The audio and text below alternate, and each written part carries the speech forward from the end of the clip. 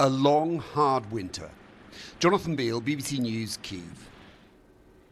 Well, for more on these latest attacks on Ukraine itself and also those increasing escalations from Russia against various European nations, we can speak now to Chris Walker, Vice President of the Centre for European Policy Analysis. That's a think tank based in Washington, D.C. Thank you very much for being with us.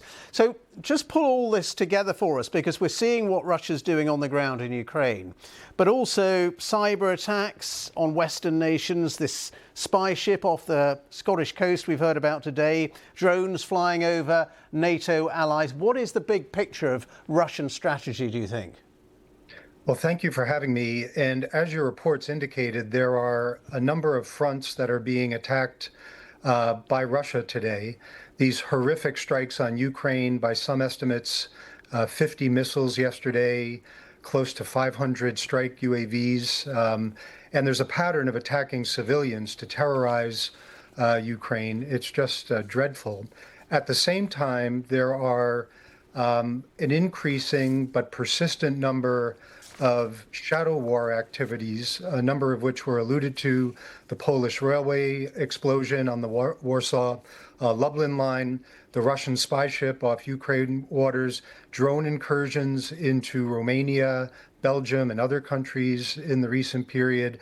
And this all speaks to a larger pattern, a good deal of which is focused on in a report that we released today titled War Without End: Russia's Shadow Warfare, which makes the argument that the Kremlin views these fronts as inseparable.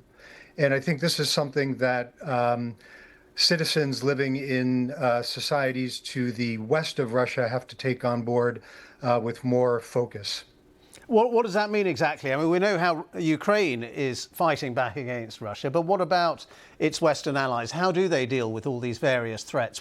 And often, of course, as we've heard today, Moscow denies any culpability for these things. Well, that's true. The pattern, in a sense, tells us the story.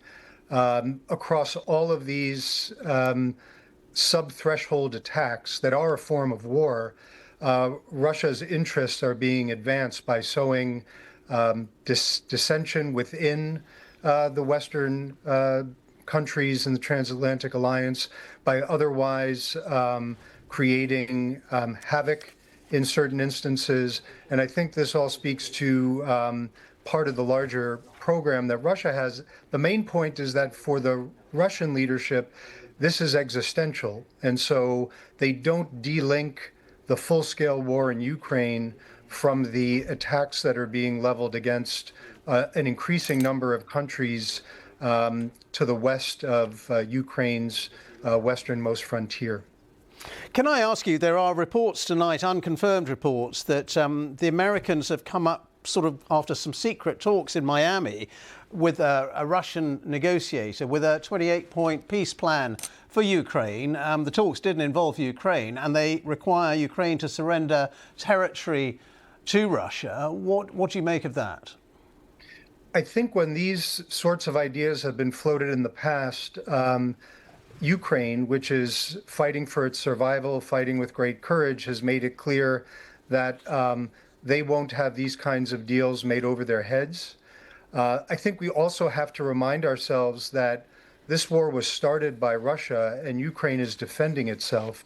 Russia, over time, and certainly in the recent past, has shown very little indication that it's slowing down its attacks in Ukraine. And I think critically, to come back to the earlier point, the attacks on Europe are accelerating. And I think in this context, recognizing what it requires to have Russia desist from these attacks will be a far more unified response from the wider transatlantic community. All right, Chris, thank you very much. That's Chris Walker, Vice President of the Centre for European Policy Analysis. Thank you for being with us on BBC News. Thank you. And around the world and across the UK, you're watching BBC News. Do stay tuned.